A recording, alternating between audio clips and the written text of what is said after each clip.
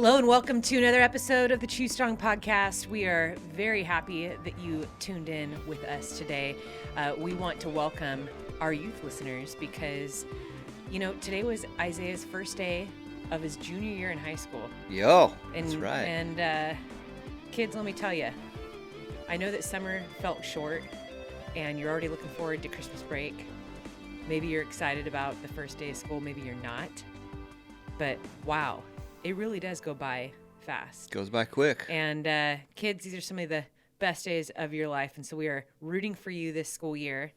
And we hope you have a good day at school. To everyone that has just started their run, hello. Well done showing up to work out today. We hope that it is a great training session to everyone that has started driving to or from work. We're just glad we get to be in your speakers. It is a 65 degrees and overcast today here in Huntington Beach. Eddie and I decided to go visit our favorite place for breakfast, which is the Corner Market. Shout out to Suzanne, the owner there, and her daughter Olivia, who made us our coffees. We got a couple croissant, egg, bacon, and cheese sandwiches, some hot coffees. We sat on the patio. We ran into a bunch of our friends, so had a good chat. I just love. I don't know what it is about a neighborhood coffee shop that is just... It's the best. It's good for the soul. It's a good way to start the day off after dropping Isaiah off at school. Okay, I was a little sad. A little sad.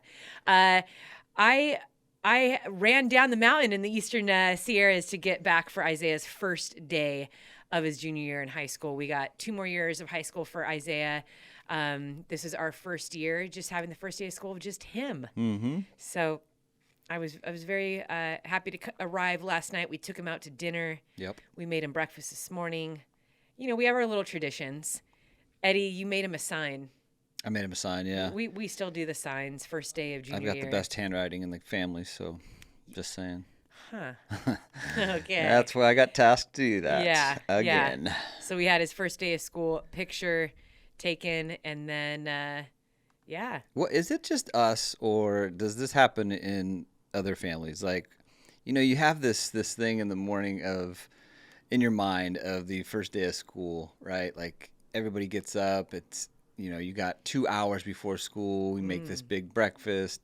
We sit around the table. We just talk about goals for the year. We talk about, things that are, making you nervous, or what are you excited about, just before you get off to school. In our minds, is that, like, that's the perfect morning, right, for when a school year starts. Right. But how come every year it feels like they're always late, or they're like, someone's upset, or someone's like... We've had a lot of those. I just feel like even today, it's like, okay, let's get up. Isaiah, you want a... what was the bagel he wanted? Like the Cali bagel. Cali bagel. You get a bagel with some cream cheese, avocado, and some lemon pepper on top.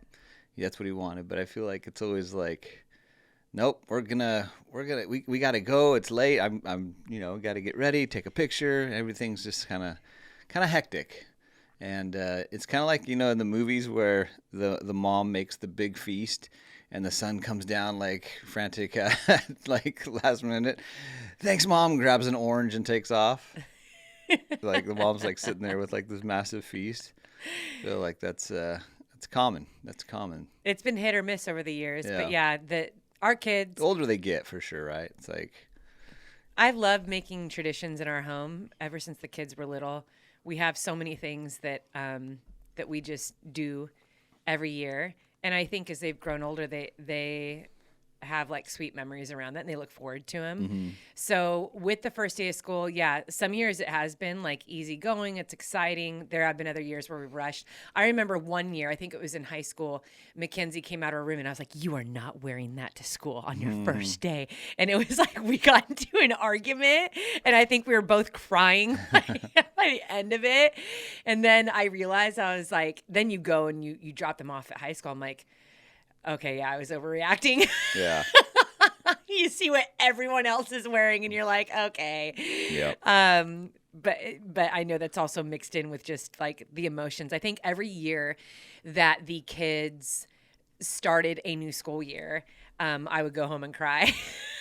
myself. This when you were a teacher, Uh-huh. because I just couldn't believe, oh my gosh, I can't believe they're starting kindergarten. I can't believe they're starting fourth grade and fifth grade. And yeah, it's always an emotional day because, those years are going by. But one of the things that we have started doing is their first day of school, we usually take them out to dinner that night. And that's always fun because then we get to hear about their first day and kind of celebrate it. And that's actually the more peaceful, easygoing time instead of rushing in the morning. So for our new parents, those that are about to be parents or that are just in it, I say celebrate in the evening, that first day of school. And yeah, they're coming off a summer schedule where, they're staying up late, getting up late, right? And then bam, it's school schedule. So Yeah, I saw a cool reel yesterday where a dad had the daughter sit in the same seat, like in their couch, chair, whatever, sofa. And since she was like in kindergarten, every first day of school would interview her, like, hey, what do you want to be when you grow up? And she would say it. And what are you excited about for this year? What's a goal that you have? And he did that every year until she was in college, like and they kind of like spliced them all together. Like one year she wanted to be a doctor, next year I want to be a veterinarian. It's just, it was pretty cool. You get a little emotional right there? No, I had to stop watching it. I'm like, all right, I get the gist. Eddie, let's talk about your goals. It is time for Eddie's goals, my friends. As you know, this is a favorite segment, and I've been away. Who? Because I don't know. For everyone, because that building goals in our lives, looking forward to something, putting in the work, doing the work. A lot of that is centered around goals. You don't have to even call it a goal. It's just we're always working toward something. And one of the things that we all have in common as human beings is we get one body. Yeah. We get one body, we get one shot, and it's our responsibility to make the most of the body that we have. And, we're all given a unique body, and we all have our own unique challenges. Yeah. And whether that's, related to health history that's been passed down through generations, environment, what has been, what is actually, gosh, I'm kind of missing out on the words right here. Your time and lifestyle, So there are people that are working 3 jobs. And so I feel like so often the way that we take care of our body, it can be dictated by also all of our responsibilities too. Yeah. I think so often, you'll hear of adults who say, I've got 3 kids and they're all got these really crazy social and sports schedules and academics, or if it's a single parent. And, a lot of times we put our health and our goals on the back burner because of that. So I think this idea of working toward a goal of crafting our body to be the strongest that we can make it, it's a challenge for all of us at different seasons in our life. And so I think just talking about the work and the journey of whether it's a half marathon we want to run, or it's just like, hey, I just want to feel better. I want to feel better when I get out of bed in the morning, you know? That's why I like Eddie's goals, because I think what we hear, like if you pick up a fitness magazine or like a Runner's World magazine, or online virtually or whatever, it's this very structured, here's my 16-week plan, right? Not everything looks that way. And so I've loved listening to your goals because they're both entertaining. Oof. And they're real. They're very real. They're very real. I would just love to be on this side of the table when you ask me this question and be able to say, you know what? I nailed my goal, because I don't know the last time that I've nailed a goal that I've set out. And they're not very the standard's pretty low. And I still, for some reason, can't seem to nail that goal. So I think the last one I shared, it was 10 days of trying to just go to the gym. Yeah. Up until the 31st or September 1st. Yeah, something like that. And today's the 28th. So how's that going? Well, I did not meet that 10-day goal, but I tried. I mean, it's not like It's not over. it's not over, It's but not September 1st. You still have 4 more days. I've gotten to the gym quite a bit, but I can't say I've gone 10 in a row. But yeah, so Did you go yesterday? I did not go yesterday. No, The day before. that was a long time ago. I don't You did. remember. I actually. talked to you Okay. right after you got home. All right. Yes, I did. I do want to celebrate one thing that it's like a sub goal that I had. And, Here we go. Okay. A little sub goal that I had, and that was coming off of vacation a couple weeks ago, and I was like, you know what, I need to get back on the saddle with food. And I've been doing a good job with food and staying away from processed stuff. Like I've done a good job with that. So I'm going to sit here and celebrate that tiny goal, sub goal that I have completed. I'm not completed. I'm still going with it because I'm still trying to like eat well. But, I've noticed. Yeah. Yeah. I think the older we get, the food is actually the most important part. It is. I agree. Yeah. We notice the effects like, oh yeah, I can't have Taco Bell and Oreos Yeah. No. every single day. No. Like I used to when I was in college in 20s, right? It just hits different. Mm-hmm. But yeah, I've noticed that too. You love your green juice. Yeah, so I've been really good about the greens and reds from BPN in the morning.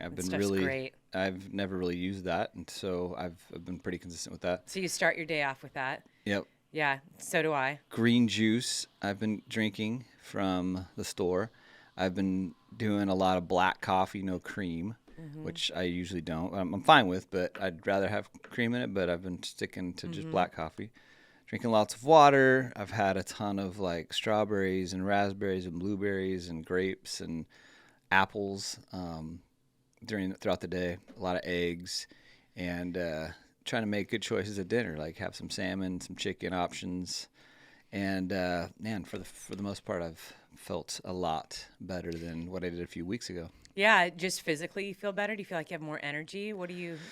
I'd love to say I do, but I don't think so. I just I feel like I literally thinned out like not a lot, but like enough where I can notice. Yeah. And just by a few weeks of eating like decent and not perfect, but decent. But I don't know if I could say, dude, I have all this energy now. Like I don't know if I could say that. Is that because I've also been gone for the past week, and so that's good? Yeah, probably a big part of that is why. Yeah, because I actually did do laundry, and I don't like doing that. Way. Yeah, I did laundry once. Yeah. See, that's the thing in our house, guys. I'm fine doing laundry, so I never laundry. expect you to do laundry. I think that's the one thing. I You do appreciate everything that. else. I appreciate you not. You've always expecting vacuumed, done dishes, and yeah. Something don't think about that dishes, Eddie doesn't do help with the chores around the house. Something about dishes I don't mind doing, but Yeah. for some reason laundry just drives And me I'm nuts. good with you not doing laundry. Okay. Well, it's funny because Bear, he peed on Isaiah's comforter while you were gone, and I just said, I don't want to deal with it. Just stick it in the hall. I'm not. That thing What was is the first thing I did massive. when I got home yesterday? Yeah, wash that Took thing. care. I knew you would. That's why Yeah. I left it there. Yeah, I'm fine doing laundry throughout the day. Also, there is this thing called sorting laundry. No, I did. I did my laundry and I Did sorted. you sort it? Yeah, I had Wow. darks and I left the whites on the floor. Wow. Darks, lights, didn't and do that. brights. Come on. No, I only do darks and whites. I don't know about brights. I don't even know how that fits in. You put some brights in it, the whites. Yeah, both My of those mom taught me suffer. how to do laundry when I was young. I started doing my laundry, but That's good. I maybe taught that's the why I kids hate too. it. Yeah, 'Cause I've been doing it for we so taught long. the kids when they're in elementary school. I Yeah. was like, yep. And I stopped doing their laundry a long time ago. Yeah. It's a basic chore. I don't know if there's a day that goes by over here at the McCrae household that I am not made fun of for something that I'm wearing. My kids love to poke fun at the shirts that I wear that are older than them, or the shorts that are a little bit too short and out of style. But thankfully, lately, I have been wearing some Jonji gear. Now, Jonji's awesome because it looks great, but also is super comfortable. I've been wearing their 5-inch middle short quite a bit lately. I've been wearing it to run. I've been wearing it to the gym, but also just been wearing it to go about my day in. And in fact, I wore these shorts for Sally's Western States race as I was crewing her. Wore them all day. They were great. They were comfortable. They had a ton of pockets. Really, really love those shorts. And also been wearing the windbreaker, the Zephyr Runner Windshield. Great little jacket. It's packable and it looks great as well. Another great thing about Janji is that 2% of all their sales are donated to clean water programs around the world. And up until this point, they've donated almost $1 million to clean water solutions around the globe. So if you are looking to level up or upgrade your running apparel or just your everyday wear, consider Janji. Janji is available at REI stores as well as janji.com. And if you use code CHOOSESTRONG, you will get 10% off at janji.com. That's CHOOSESTRONG at janji.com. Okay, so we are still 4 days out from your 10-day goal of going to the gym or just staying active. So the past 7 days, how many times have you done something active? Active. I've been active every day. Okay. Yeah, but I'm Well like done. thank you. But my goal was to go to the gym for 10 days, and I just haven't done that. In fact, I ran this past week once. Yeah. Wait, when was that? A couple days ago. Yeah. I ran 3 miles, like a slow 3 miles, trying to do that heart rate, like keep it low and just kind of cruise. Maffetone It was hard. training. But, it took forever, but I did not feel any soleus pain, so that's a win. Good. So it was good to Good. jog a little bit. So you've been active every day. Yeah. You've gone to the gym most days of the 7. Yeah. Okay. Okay. And you have met your goal of cleaning up your diet. Okay. So that's On the right track. That's where the outside, that's where coach comes in. This is the coach side of me coming in and Yeah, saying, what do you got, coach? well, it's just well done because our goals and our journey toward achieving goal, it's not linear. It isn't always going to be perfect. And I know that there was some life stuff that popped up in there. But as I've said many times, you are always working towards something, and I admire that. Yeah, thanks. And Appreciate that. yeah. I'm actually mentally working on what my goal is going to be starting September 1st. So I'm already starting to get the wheels spinning on that one. Well, I am glad that your soleus is feeling better. Me too. For our listeners that are not familiar with the heart rate training, one of the methods that when I was doing my online coaching program, I would sometimes set this up for some of my athletes. But Phil Maffetone, this is a gentleman that kind of came up with his method of heart rate training that's called the Maffetone method. Basically, you take 180, you subtract your age, and you train in that heart range. Now, there are some add 5, subtract 5 beats, according to your starting level, like your base fitness. And it could be that, okay, I've been sick or injured or I haven't trained in the last 3 months. And so you kind of like move the numbers a little bit. It's also the range. So let's say that you're 40 years old and you take 180 minus 40. So then you would train, you could also do it within a 10 beat range. So you would train between 135 and 145. There's all different opinions of this. And in fact, there's like 3 different charts that say, oh, this is zone 1. No, this is zone 1. This is zone 2. This is aerobic. I have found, though, that the Maffetone method is a pretty successful way to train. So if you are familiar with that, our good friend, Floris Germain, who's also Floris is awesome. I love Floris. He's here in Southern California, and he has an awesome podcast as well. And he talks a lot about this, but he also has a great YouTube channel. It was so funny because, and we'll get into my Eastern Sierra training a little bit and some of me and Eddie's nightly routines together. But one of our conversations while I was away was how Eddie was at the gym and had watched one of Floris's YouTube episodes where he ran around a track and recorded himself and ran a sub 3-hour marathon in his heart rate running in his aerobic heart rate. So he has a really cool journey with this, with doing the heart rate training for himself and other people that he has trained. When I did it, I remember I had an athlete who I put him on it for like 3 or 4 months. And you start out doing like a test. You see what like your base minute per mile heart rate is. So I had this athlete. I was like, all right, you're going to run a few miles on the track. I want you to stay at this heart rate. And then I think it actually comes out to like 5 miles. It's pretty long, but you look at their average like pace per mile. So his was like 940 when we started aerobic heart rate training. He stuck to that for, I do want to say it was 4 months. He stuck to it for 4 months. It wasn't easy. He would often come to me like, how in the world is this getting me fitter? How is this making me better for my race coming up? He was training for a 50K. I would test him every like 4 to 6 weeks. And every time we tested, his aerobic heart rate pace would get lower and lower. After 4 months, he could run in his aerobic heart rate at 830 per mile. So he went from 940 to 830. That means that's his run forever easy pace. You know, not easy, but like it's just a good, solid pace that he could hold for forever. So how often a week did he run that? He never went outside of it. No, sorry, the mileage. Like, how, did he run like most days of the times, week? 5 times a week? Yeah, most days of the week. Yeah. Typically, I would train athletes to have, 4 to 5 days of running. That's kind of how I like to train athletes. I think it's good that they always have an off day, and I think it's good that there's cross training and strength training in there. It also helps keep them injury free. I don't really see a reason to need to run 7 days a week. I think it also helps them complete an entire program too, because there's variety in there. Their body gets a good break, it gets good recovery time, and then they're getting stronger.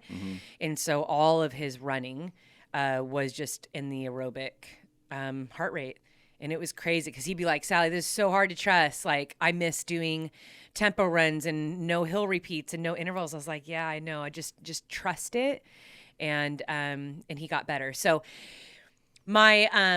I always like to preface all of that when I talk about heart rate training with like, do your research, read up on it. There's so much that you can learn.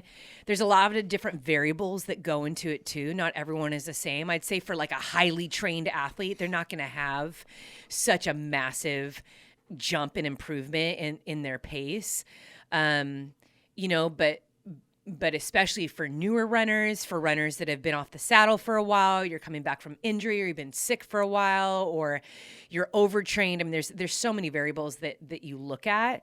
I do feel like when you're in that aerobic mode, that also keeps you from getting injured and sick and kind of running yourself into the ground, because your runs aren't intense.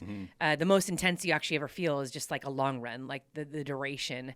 But I did find that for some of my athletes too, they actually look forward to it, because they're like, yeah, dude, I just click on a podcast and I just, I set my alarm on my watch to go off if I'm ever outside of that zone. Most smart watches do that. You can set a heart rate zone alarm.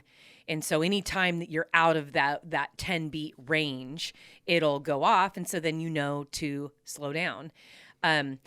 Eddie, when you were sharing how you tried doing it and you were like, oh my gosh, would have to walk. I had several athletes that when they started it, they would come to me and say, Sally, I literally have to walk. And I was like, I know. Yeah. But then it wasn't long before they weren't walking anymore.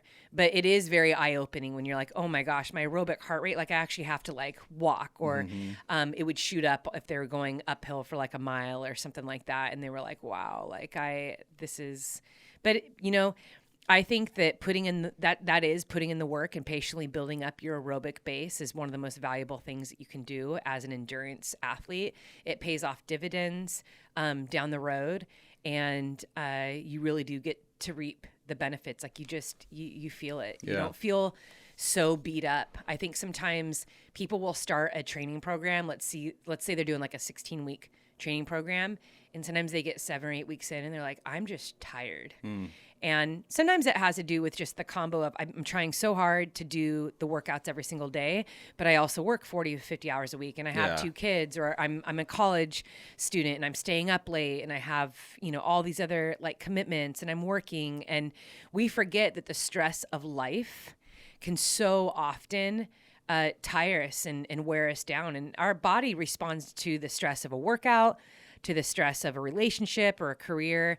We feel all of that. And so that's another reason why I like heart rate training, because it really allows you to relax into your workout. You have a single focus, and it doesn't smash your body the way that like a tempo run does, or uphill repeats can. So it is a good phase to consider. So for any of our listeners that are kind of curious about this, again, you can either go to Floris's, I think it's Extremist. It's Extra Milist podcast. He's also the owner and founder of Path Projects. So I know a lot of people are familiar with that. My good friend Billy Yang just started a collaboration with them. I know Billy's a good friend of them as well and has worked closely with them, but great company. Their product is awesome. But Floris has a ton of information and podcasts on that. You can also go to philmaffetone.com and learn quite a bit just about the science behind it. You can read up on it. Like I said, some people don't like it at all, and not everyone buys into it, and that's fine.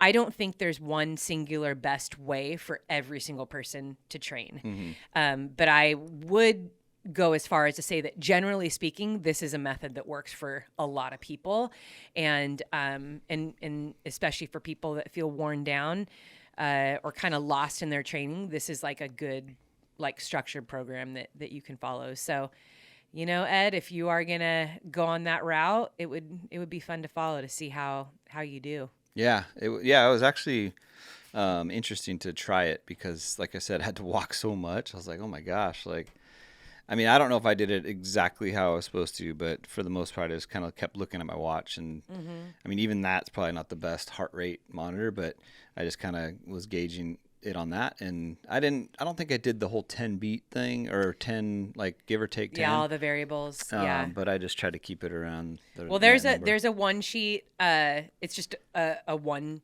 sheet document that I'd always send the athletes and have them read first, and it explains, you start off by doing the test, but it explains where your number is.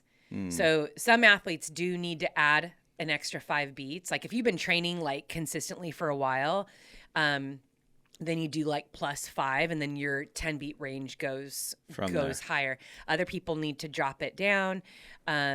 So I could send that to you, and then you do a 5-mile test. It has to be on a flat route. Test? Yeah. You do a flat route, you warm up for 15 minutes just to make sure like your body is warm. And then you run 5 miles on the track. Sometimes I'd have my athletes do like, okay, just do 4. Yeah. But overall, you're looking at the average of each mile. And if you do the test right, I wouldn't always tell the athletes this until like after. If you do the test right, every mile should get slower. Yeah. So your first mile will be the fastest if you stay in your aerobic heart rate. So let's say your aerobic heart rate is like 1040. By the time you finish those 5 miles, it could be like 11:15 is your I did mile. 3 miles the other night on the treadmill, and each one was slower. Yeah, very good. Then you were running it right.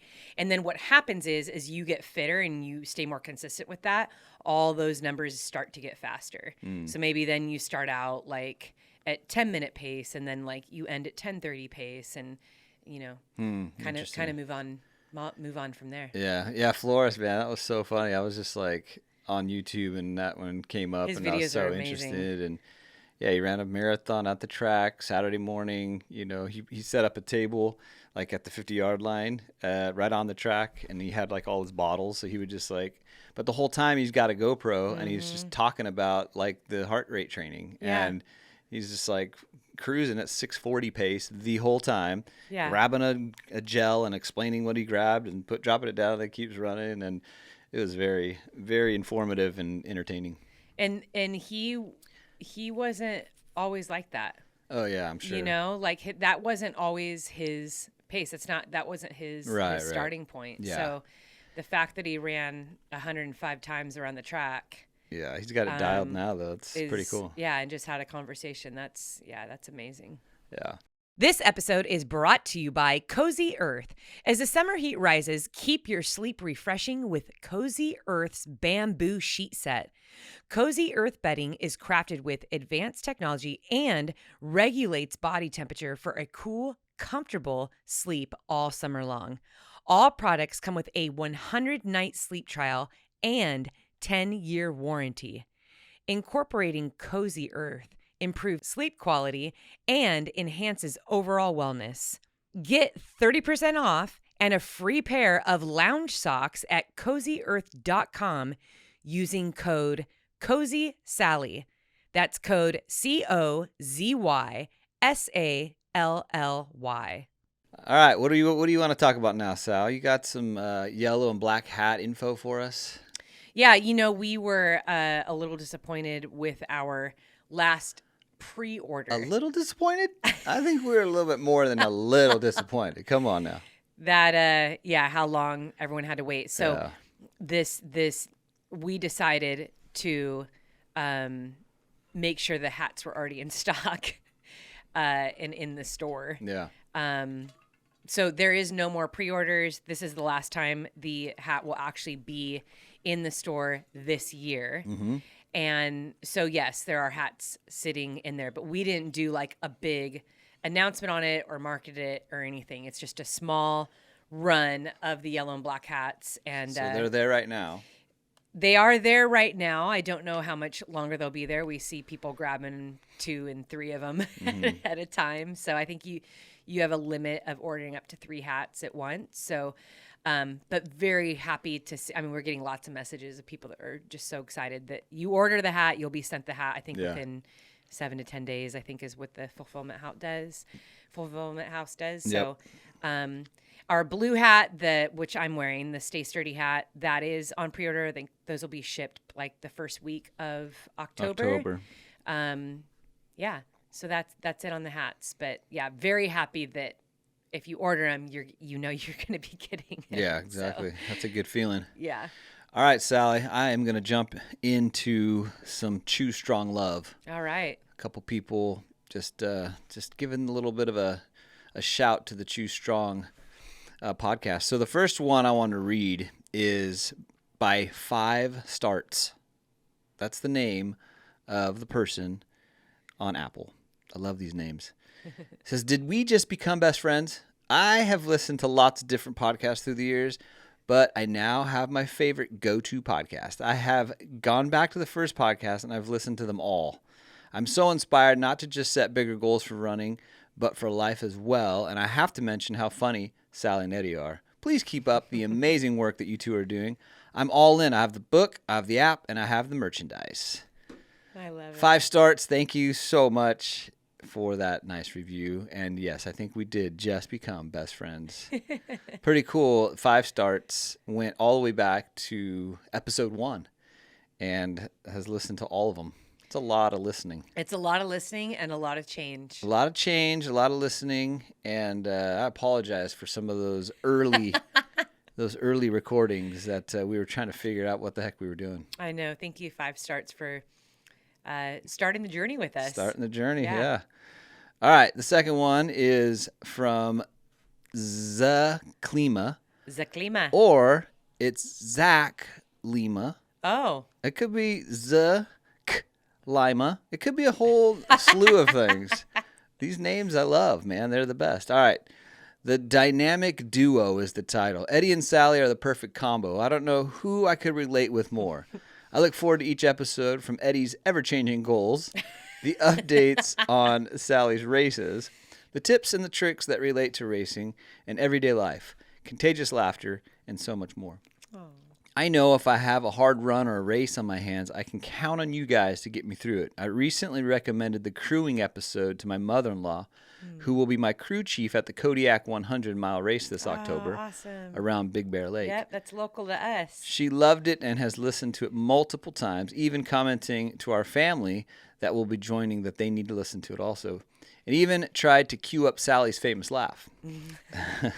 Mega kudos to you both. Also, totally looking forward to the days that I'll be hurting myself trying to keep up with my daughters who have begun running with me over this past year. I So love that's that. pretty cool. That's super cool. Zaklima, appreciate you sharing that, and good luck at the Kodiak 100.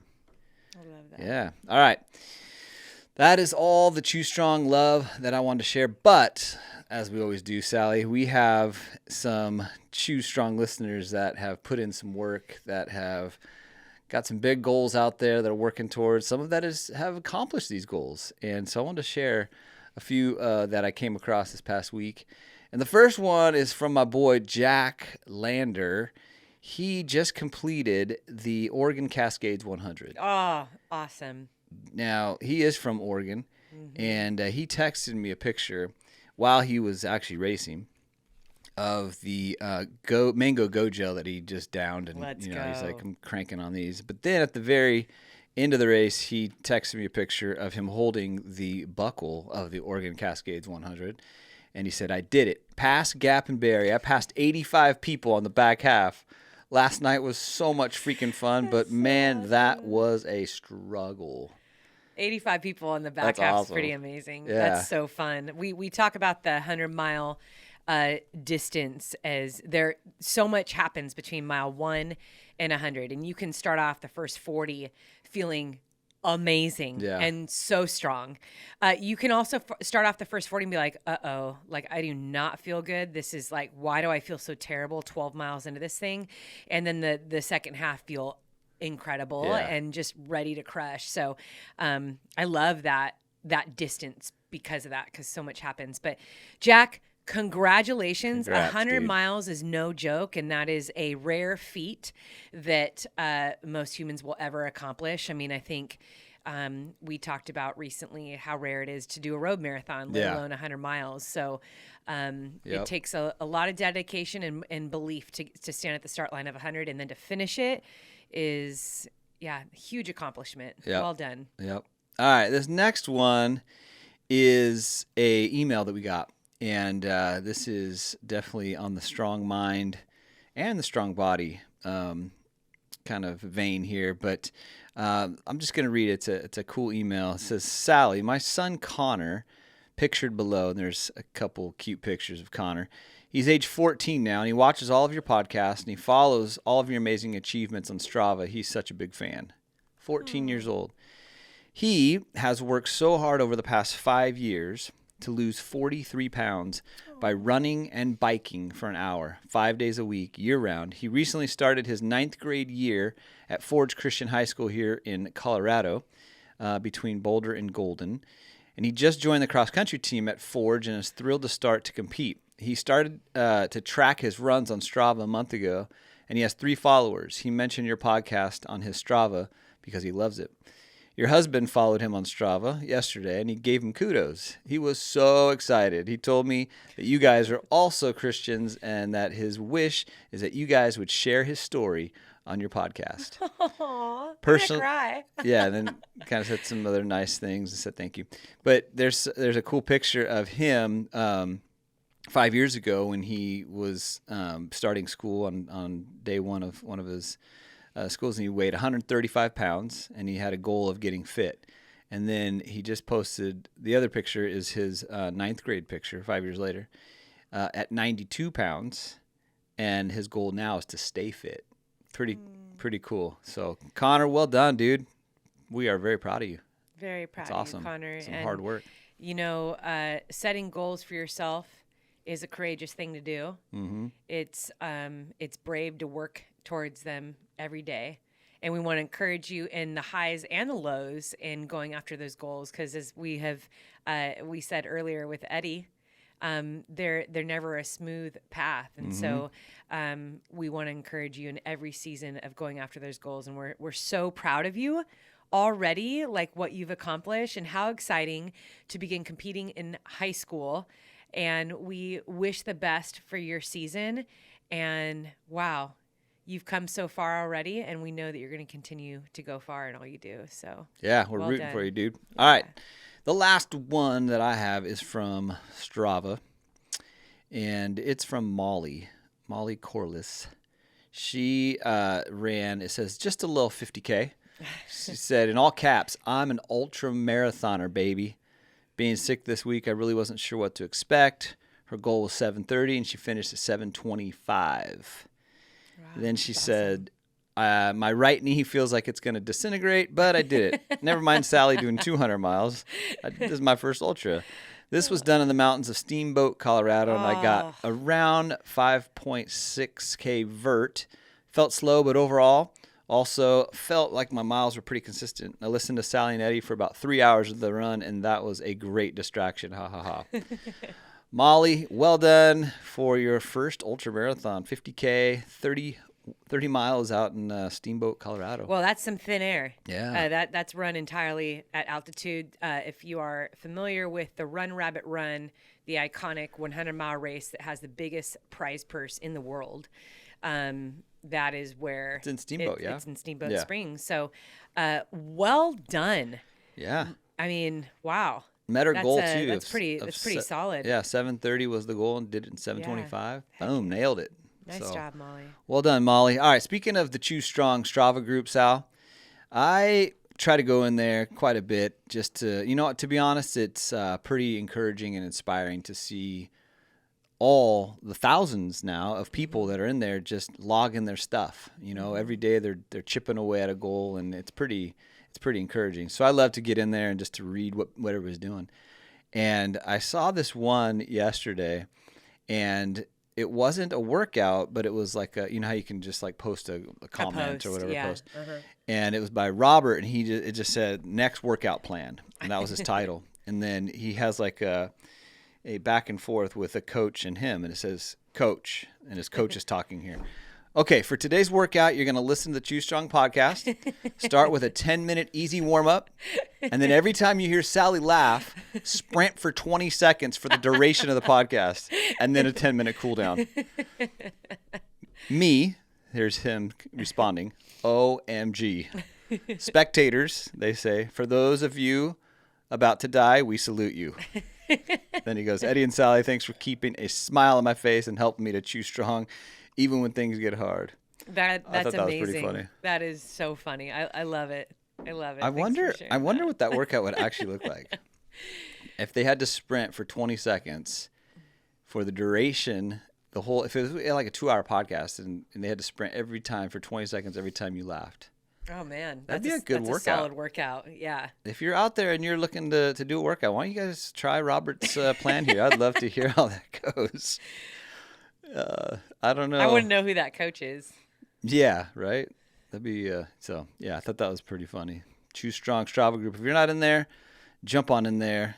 It's pretty exciting. I just Some hope fun that stuff. that he doesn't end up hating the podcast because of that. Stop laughing. Stop laughing. Oh, man. Yeah, it's funny because I read it, and I can't remember when this was, but I do remember reading kind of a similar thing with this, where this lady was on a run, she was in a race, and she got to the point where she was listening to us so much and she was in so much pain, she literally started yelling at us, stop talking, like, can you guys please be quiet? Just hit pause. Yeah. Hit She's pause. like, I do not want to hear you right now. Mm-hmm. So we get it. I get it. I've been there many times because sometimes when I'm on like the beach path or like a local route that I do, I'll listen to music. Yeah. Especially if I go to the beach path and I want to do like a tempo run or something like that. I like listening to music. Yep. And there have been a couple times throughout my career, I'm like, you know what? I think I'll listen to music when I start this race. I'm like a mile in and my music is annoying me. Yeah. I don't like it. And funny? it's so funny because I love music. Yeah. I listen to music every day. Mm-hmm. And I can definitely relate to that where everything annoys you. You just kind of need to like be in your own head and think and work through stuff. And the sound of music or even other people talking is just, that's a distraction. Yeah, I get that. It's funny how that works, huh? Mm-hmm. Yeah. This episode is brought to you by Lumi. It's officially vacation season, my friends. In fact, I'm really excited to head out to Flagstaff with my daughter. But do you want to know who's not invited along? Body odor. And that's because no matter where I go, I always bring Lumi whole body deodorant with me. It keeps me smelling fresh from head to toe. And did you know that it is clinically proven to control odor for 72 hours? I could basically fly all the way to Singapore and still smell fresh for landing. Now, I'll tell you what, I have been using the body wash and the deodorant. I love this stuff, especially because I'm outside all day and I have been traveling nonstop since Western States 100. So this is a must for me. And the cool thing is, too, they have it in travel size for a travel bag. Check out Lumi. We are doing a special starter pack. It's perfect for new customers. We got a special discount, too. But this starter pack, it comes with a solid stick deodorant, cream tube deodorant, 2 free products of your choice, like a mini body wash or deodorant wipes, and free shipping.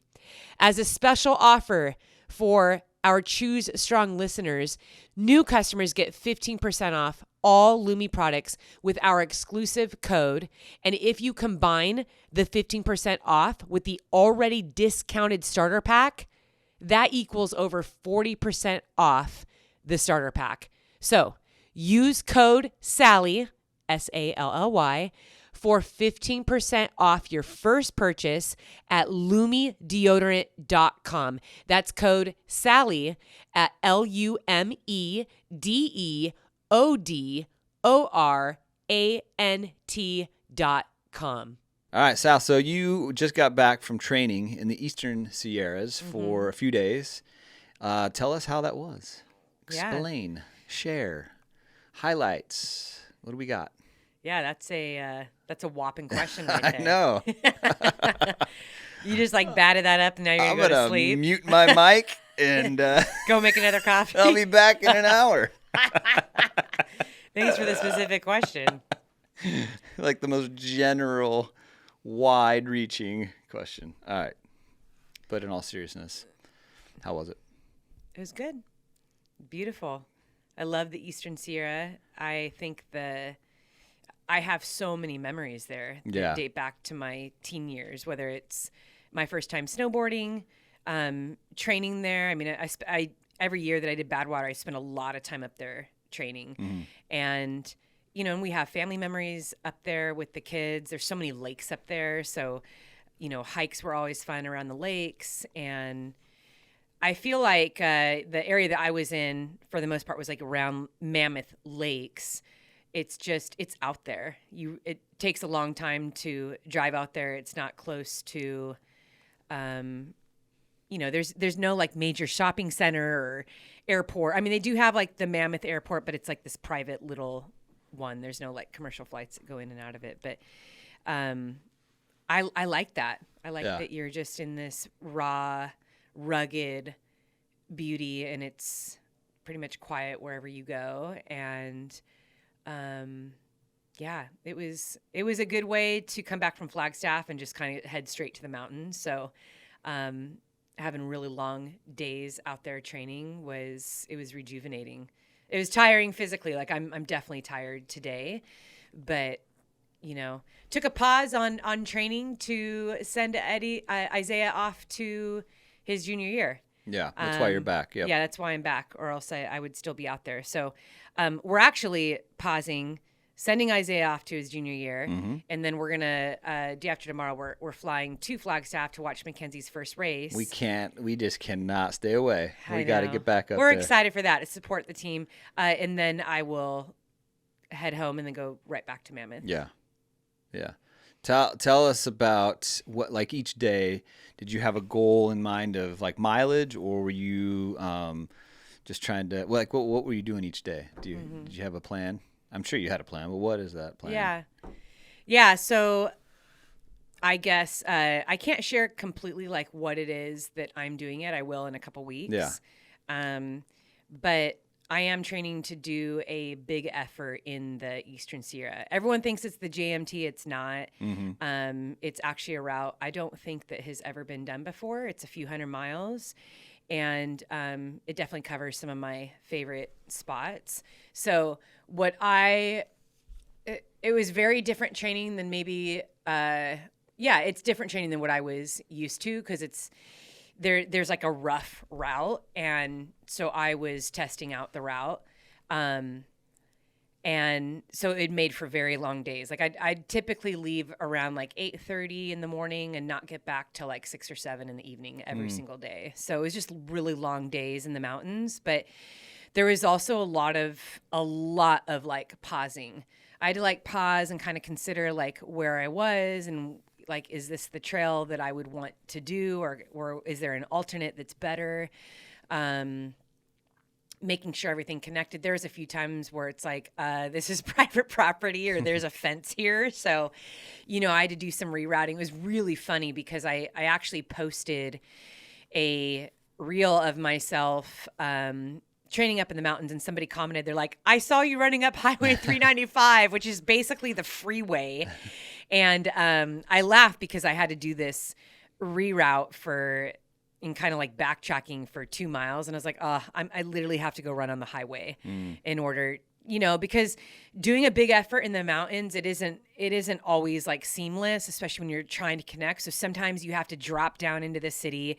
You're connecting through roads. Like you have to like run through houses and neighborhoods or even little, like downtown areas, and then to get to the next mountain pass. And I feel like, when I race in Europe, that's how it is too. Like, I think a lot of people, when they think of UTMB, if you've never done the race or you haven't seen it, you just think you're just like doing this amazing loop in the mountains the whole time. But really, you're climbing up into the mountains, you're dropping down into villages, you're running through the town, and then you're just trying to connect in order to get to the next mountain range or the next peak.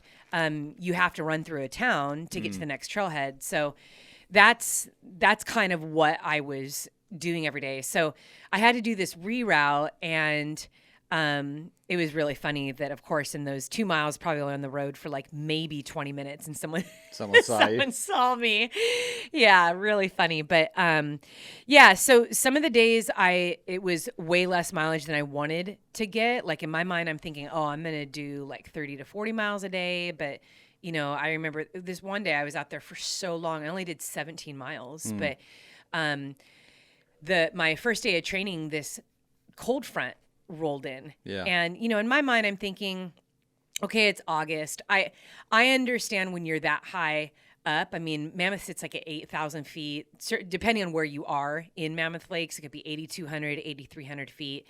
Mammoth Mountain, the top of it is over 11,000 feet. So, on average every day, I was anywhere between 9,000 and 10,000 feet. So the air is thin. The higher you are, you just have to expect that the weather is always going to be variable. Yeah. Throughout the year. And I do respect that. And going out there training on my own, I carried a very different pack. It looked more like a day pack that had like a waist belt around it. I probably on average was carrying like 30 to 35 pounds every day, like trying to run with that. So it was just a little bit more challenging. But when this cold front came in, I was climbing up to Mammoth Mountain, and it was cloudy at times, and then all of a sudden it was like sunny and beautiful, and like I was like sweating. I was like hot, And then as I climbed higher and higher, I started like looking, like I paused because, you run in the mountains enough. And over the years, having run in mountains, around the globe, I just know that as it gets later in the day, the higher you are up in the mountain, like just be careful. A thunderstorm, lightning storm can roll in pretty quick. But I remember I was probably like a mile below the summit, and I looked at my watch to see what time it was. It was like 4:30, and I just had this moment where I was like, this isn't really like a good time of day when I'm seeing clouds in the distance to be like climbing up this high. Yeah. Like I need to get up and get down. So I'm very confident like in the area. I knew a lot of those trails pretty well. I knew the way that I was going, but probably 20 minutes after that, I was socked in. There was clouds. I think I sent you the video. Clouds just rushed in. And thankfully, I carried layers. I always have enough in my pack where if I get stuck on the mountain, I have to stay there overnight. I'm fine. Yeah. no one likes to think of that, but I think it's a wise way to prepare yourself when you go into the mountains. Is nobody thinks that anything's going to happen to them. Like, nobody plans on getting injured at the top of the mountain or getting lost in the backcountry, twisting an ankle, bad weather rolling in. Like, no one wants to think of that, especially in August. You know, I start off with sunny and beautiful. So I think that, you know, for me, like I've just learned that you always, especially when you're on your own and the higher you climb and the more out there you are, like you carry everything with you. And so I was really grateful that I had done that. In fact, before I had started getting close to some, I stopped in one of the ski lift lodges and I went to the bathroom and I put on fresh layers. I ate something, I drank something, and I knew that, you know, on one hand, the colder you are and the thinner the air, like sometimes you don't feel like eating, sometimes you forget to eat, sometimes you don't want to drink, but those things can be detrimental to you moving well. And so I knew get warm, fuel, and man, those things really played in my favor because before I knew it, the wind was probably going 50 or 60 miles per hour. And the sound of that was, I would say, like, if you're like new to trail running or you're just new to just kind of hanging out in the mountains, like it would feel a little scary. Because you're just seeing these clouds, like the clouds are rushing in too, and it's freezing. And I think it was probably like 8 hours later, there was snow on top. But, you know, I got to the top. I think the one mistake I had made was I had grabbed the wrong gloves. I had gloves. I just grabbed the wrong gloves. So even through my gloves, my hands were like frozen. But I did pause for 20 seconds because I wanted to show you that video. It was right before I started descending. I was like, dude, I'm going to record this for like 20 seconds. You just see the clouds like rushing across, and it's so loud. And, but yeah, I was really thankful to make it the top. And then I just started descending as fast as I could and really just relying on my experience in the mountains. I'm pretty good on technical downhill, and it was really technical getting down. It was Dragon's Back, if you're familiar with that area. Descending that, some of the areas are kind of steep and really rocky. So I just descended as quick as I could. And then I love using like the Gaia topo maps. You know, I had a route that I was going to do, but I could just open up that map really quick. I pay for the premium service so that even whether I have reception or not, like I can always kind of use it. But I just did a quick reroute, which I was really confident in, and just descended down the mountain pretty quick, dropped off the trail like a shorter way so that I could, you know, run back to my car. But I couldn't believe how fast that weather changed. So that was one of the days where I did significantly less mileage. I was just moving so much slower than I wanted to. And moving in that kind of wind, it was, it really pushed me to a much slower pace. But I kept telling myself, this is actually fantastic training for me. And this is what I need to be in. This is what I need to work through. I don't think there was ever a time, you know, I wasn't afraid or freaking out or worried or anxious. I just kept telling myself, like, this is great. You need this. And Sally, you have everything that you need in order to get down the mountain. And, you know, I think that's important too. I think when you are on the mountain and weather changes quickly, the most important thing, you have to keep moving and be confident. Even if you don't necessarily feel that like deep down, like you have to tell yourself, like, I have everything I need. I know what to do. We're going to keep moving. And so, yeah, that was a good way to kick off the training. The following day was equally challenging. It was just the wind was insane. And so it was much, you know, lower mileage than I wanted to be. There was a lot of like route checking that I was doing at that time too, like second guessing, you know, routes. A lot of times the trails that I was doing, they were so close to each other. So I'd start off on one trail and then I'd look at my map. I'm like, oh, I'm actually supposed to be like right here. And, or this one doesn't make sense, or this one's like less traveled. So yeah, it's a really different type of training because I'm trying to be thoughtful in the course that I'm doing. But overall, we got in just about 100 miles in a few days. That's what the goal was, to get in some big mileage, see the course, practice my nutrition, my gear, and really just get used to that altitude. So one of the challenges I've always had since I was little is just the way that I'm crafted. I don't breathe great when it's cold in altitude. So I do have asthma, and then just some contortions in my rib cage that I don't breathe at 100%. Mm-hmm. So when it is freezing and at altitude, it can be pretty challenging to breathe. So if you watch my Moab 240 documentary that we did last year, the beginning of the film starts out with my breathing, and I think that we had said this before, but that was probably like one of the scariest moments in my career, because I don't run with an inhaler. That I was like, wow, like I can't breathe out or in, and my mind was so focused on winning that race.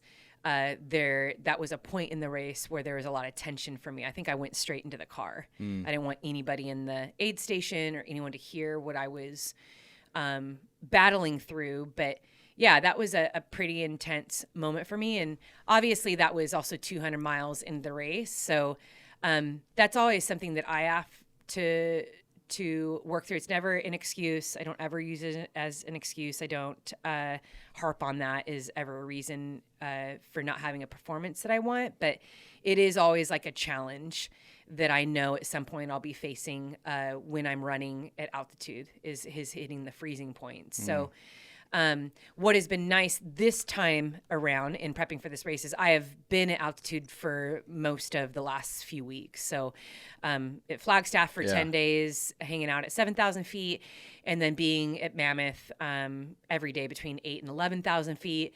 And, the last day or two, like I can feel that I'm doing a little bit better. Nice.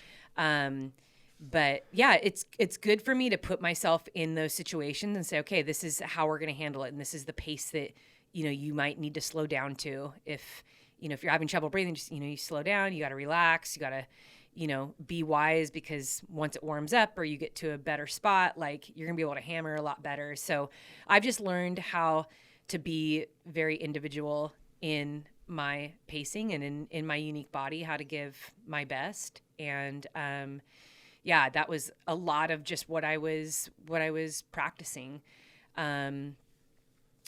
But we'll head back out there after I get back from Flagstaff this weekend, and put in some more training, look at the route.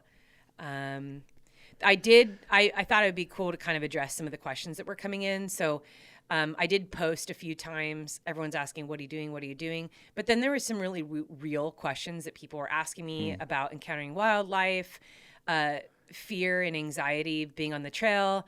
There's a story of me running at night just with a headlamp.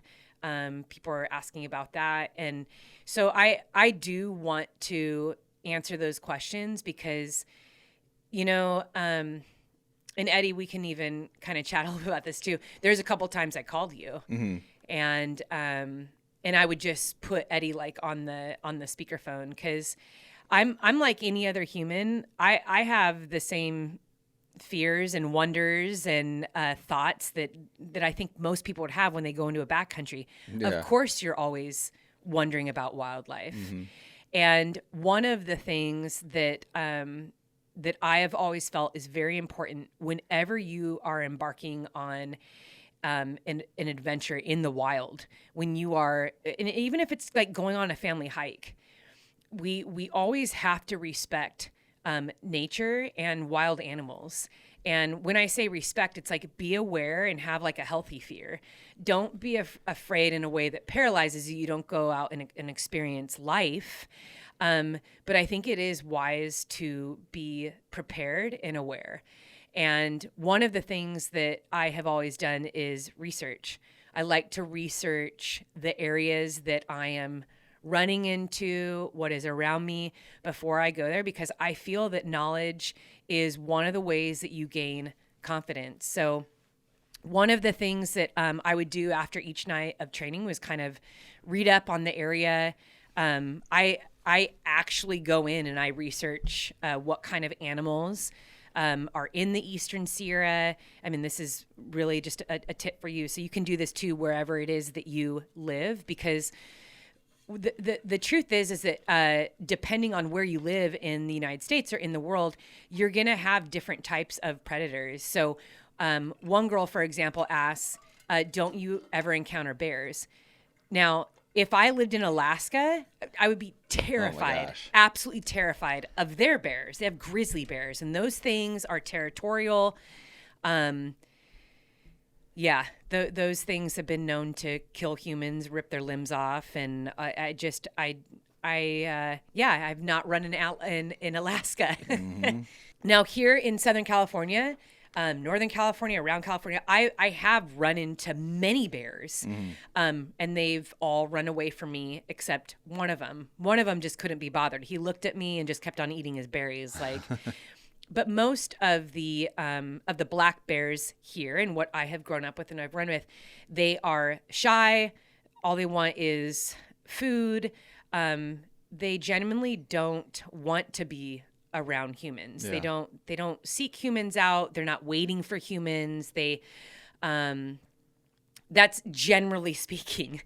So the animal that I actually am always thinking about is the mountain lion.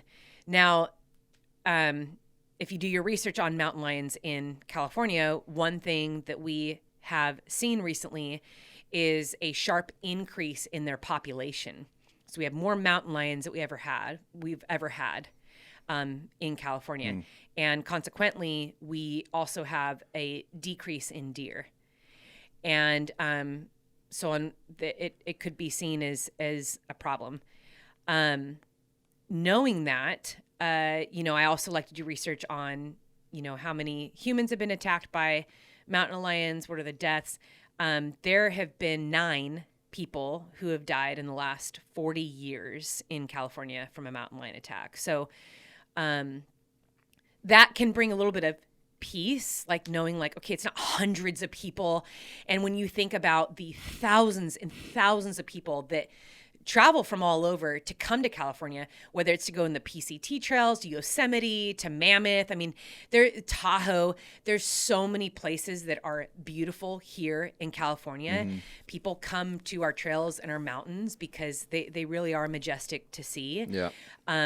But you're not hearing of hundreds of people being attacked by mountain lions. So that is one thing that I like to encourage trail runners and mountain athletes is sit and do your research. Read about the predatory animals that are in your area. Read about their history. You do need to be honest with yourself as much as, it's hard to read is just, I read stories of how people were attacked, what happened in those situations, how it played out, whether the person lived or they didn't. And it's very heartbreaking. And so for me, what I've learned when I go out into the mountains alone is, sometimes I do have that fear. I mean, there is 2 times when I was running that I was like, this is 100% mountain lion area. And mountain lions like to attack from above. And mountain lions do not let theirself be seen or known until typically, like if you see one, it is, unless you surprised it. But a lot of times mountain lions will track their prey for like a mile or 2 before you even see it. So if you see one, it's probably not good. It's either been tracking you for a while or you have surprised it. But yeah, there was a couple times where it was giant rocks, cave type rocks, and they're very tall, like so far ahead of me. And I remember thinking to myself, if I was a mountain lion, this is definitely where I would hang out, and my heart flutters a little bit. I don't carry a gun with me. I'll pack like a pocket knife, and pepper spray. Those are typically like the basics that I always run with. I've never run with bear spray before. That might be something that I'll consider for this route. But, I've never had in my 15 years as a trail runner, for as much as I have been in the mountains, I've never had an animal attempt to attack me. Mm-hmm. So I think that, I try to remind myself of that. But I'm also very mindful of we're never 100% safe in anything that we do. Yeah.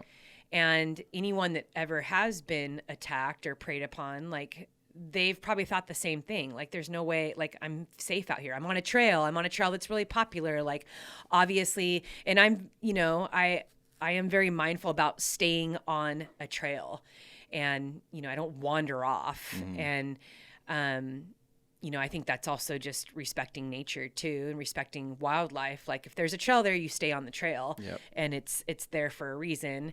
And, so there was, a couple times where, that just, it crosses my mind. It crosses my mind as far as like, wow, what would I do in this situation? And there's, that kind of goes into the research too. You learn about what to do when when a bear or a lion, when they are aggressive. Sometimes those things work. Sometimes they don't. But it's interesting when you look at statistics, it's, when it really comes down to it, you're probably more likely to get in a car accident. You're more likely to be attacked in a parking structure, in a parking lot, or even in your own home, than to be attacked by a wild animal. Yeah. So it's good to have a healthy perspective, and just to accept the fact that there's risk in everything you do. Every time you get into your car and you put that seatbelt on, there's a risk there. When you step onto an airplane, when you go swimming in the ocean, when you go out for a hike or a bike ride, I've witnessed tragedies, for, just here in Southern California. I've literally watched someone get hit on their bike, their body flying through the air, landing on the pavement. It's hard to, it's hard to see things like that and know that, like, in our real everyday life, like, we are putting ourselves at risk. Mm-hmm. And so when we have to, cause this is, I'm kind of leaning into another question that someone had for me, cause that fear has kept people off the trails. That's just like the straight up, which is valid, message. right? It's like, that's so valid because of stuff like that. A scary thing, It's some other girl said, I encountered 2 bears and I can't get myself back out there. And I feel that, like, at my core. Like, I really, really understand that. That story that I just said about witnessing that man get hit by a car, he died. He was actually with his wife was behind him, and she was begging me, please help me. So I stayed with them. I had just gotten my CPR training the day before, and I realized when I came over to him, I mean, his, I'm not going to go into great detail, but it was very clear that he was not alive. But I was paralyzed by fear to ride my bike on the road for years. Because of that. Yep. So when someone says to me, I've encountered wildlife and it frightened me and I can't get back on the trails, I feel that. Like, I really, really understand that. And, I think it was earlier this year, there was 2 brothers. They were 18 and 21. This is so shocking, but they were attacked by a mountain lion, and the 21-year-old was killed, and the 18-year-old was severely critically injured. And it was just so shocking. It was shocking to me to read that, because a mountain lion attacking 2 people at once is actually really shocking. Yeah. You do have, safety is in numbers. So, doing a group mountain run, you're way safer than if you are by yourself. Like, an animal typically, I always like to say typically, not every time, because you just don't know. You don't know if an animal is rabid or, disoriented. And a lot of times that's where the attacks come from. When an animal is disoriented and it's rabid, it's sick, or it's protecting its young. And it's like, that's when it's, so this was just so out of character and what is natural for a mountain lion to attack two people. And even more devastating is when the rangers showed up, or the local police showed up. They scared it away and instead of putting it down, and the mountain lion then went on to attack a girl on her bike. Thankfully, she did not die. She suffered minor injuries, but this is kind of where the big debate is coming in with the increase of mountain lions here in California is what to do. I'm not well educated enough to speak my opinion on that, on what, what should be done or what that solution looks like. But that was a hard story for me to read, because I think that was around the Eastern Sierra where that happened. So, I think that's good for me. Like, I go in with knowledge, knowing that yes, anything can happen. And so you pack your pack as best you can. You stay on the trail. One thing that I always make sure to do too is, you behave like a predator. And so, I don't run with music in the mountains. Sometimes I will play music as noise. Yeah. So if I'm in an area that I'm like, wow, I'm really out here. Like, there was a couple trails I went on, and I was like, I don't know when the last time was that someone has been on this trail. It was so overgrown. And, I've been known to play like Christmas music, like Jingle Bells and, high upbeat, like stuff that has a lot of like bells and noise and, it's happy kind of type, high pitched music, just as a noise creator. And, that's one thing that you can do. Like, if you were to encounter a bear and you can't tell if he's aggressive, you just talk calmly to it so it understands you're a human. They don't like that. They don't want to be around humans. And so once they understand, like, oh, this is a human. So hearing your voice, hearing things that aren't natural to nature, that is something that I do. But I always look around me. And I think that is, you have to kind of make yourself, have the mind of a predator. So predator is always looking around. It's always aware, and just being brave. I tell myself that too. Like, be brave as you move forward, and just understanding that, for 99.99% of the time, there's, you're going to be okay out there, because these animals aren't waiting in the bushes hoping, oh, today I'm going to get up and find humans. Right. That's typically not how it happens. But with full respect, knowing that, we do hear these stories. They come out in the news of people being attacked by bears and being attacked by mountain lions. Yes, I understand that. And that is in my mind. It always has been. So, I think that'll, it's something I always have to work through. I wouldn't say that I'm like 100% fearless. And one of the things that was just a rule for me. So I have rules because I run by myself. And I think having, especially once I had kids, I feel like my mindset just changed, because there was a time, like, especially when I first started endurance running, I wouldn't even run with water. I wouldn't run with a phone. I'd leave Eddie like a Post-it note that'd be like, hey, I'm wearing a pink shirt and black shorts, and like, I might take these couple streets for my run. And Eddie would come and find me sometimes in his car, and he'd bring me water. And, I'd go on like 15, 18 mile runs with nothing. But then when we had kids, I did notice that I had this new layer of fear and anxiety. And I would do most of my runs were in a circle around our house in a neighborhood. I wouldn't go far. I'd run like loops, like mile loops just around in the neighborhood. My very first ultra, I never ran on the trails. I was terrified. I was so afraid of animals, of something happening to me. And all that I could fixate on was I had babies at home. I need to get home to my babies. I need to get home to my babies. So, I've grown as an athlete, as a woman, and have been aware that operating in fear is never healthy. It doesn't do good for us. But there is a healthy fear that says, let's prepare. and let's be aware and let's take all the steps that we can take to be the best that we can be as we pursue this goal. And that's really what I've wanted to show the kids too. I think that was why it was so important, even taking them out on the trails. Like, you can adventure. Yeah. We can have fun, but we carry packs, and our packs have water and they have food. We have body alarms. We have our phones. We stay on the trail and we know our way. And it's just, you know, I've had to learn for myself. Like, I'm in a, you know, I study survivor skills and I study maps and I study the environment. I mean, one of the things that helped me get on the trail was studying all about that area.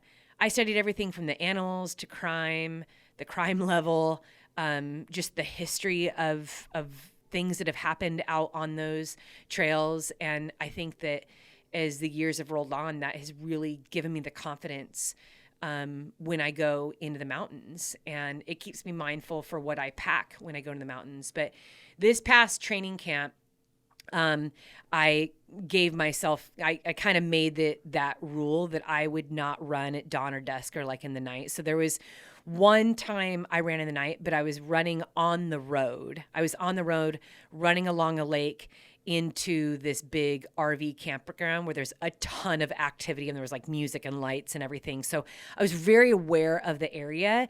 And really what I was doing that night was I was trying to connect these two trails. Like, I was checking out this area. So it was only a few miles of running. But other than that, once it was like dawn or dusk, I just was not on the trail. If I was with people, I would have continued, but that was just me being over cautious. You know, dawn and dusk, those are hunting times. For predatory animals. Typically, there's a little bit more activity of animals in that time. Obviously, this big effort that I'm going to be doing, I'll be running through the night and dawn and dusk like every day, but I'll have people with me and people looking out. So it's a little different when you are all by yourself, and there's a lot that we can do. You know, there's a lot of ground I knew I could cover during the day. And, you know, I'm sure I would have been fine running in the night too, but that's just the rule that I have for myself. Yeah. And I don't need to have a lot of explanation for that outside of like, I just want to make sure that every day is a strong effort and there's no unnecessary variables, because I know later on in the training, I'll have people with me. When I'm doing the effort, I'll have people with me. So what's everything I can do, you know, during the day? I think I had actually called you. There was one section I was working toward. It was a second run for the day. I actually started on the trail at 4 or 4:30. And I knew that once we were going to start hitting golden hour, I thought this section was really exposed. So that's like kind of one. When I study maps and stuff, I like to say, okay, what's an exposed area? So an exposed area is where, like, if a helicopter flew by, like, they'd be able to see me on the trail. I'd be easy to locate. The trees are sparse, the forest is sparse, kind of thing. Going deep into a forest where you're covered, where there's a lot of overgrowth, you know, that typically is not a place that I will travel to, like at dusk. You know, whereas this is one of the reasons why I've always loved training on Mount Baldy. It's an exposed mountain. Yeah. Like most of all the trails there, they're completely exposed. You can see miles around you all the time. And that is what has given me a lot of confidence over the years, you know, running in that mountain.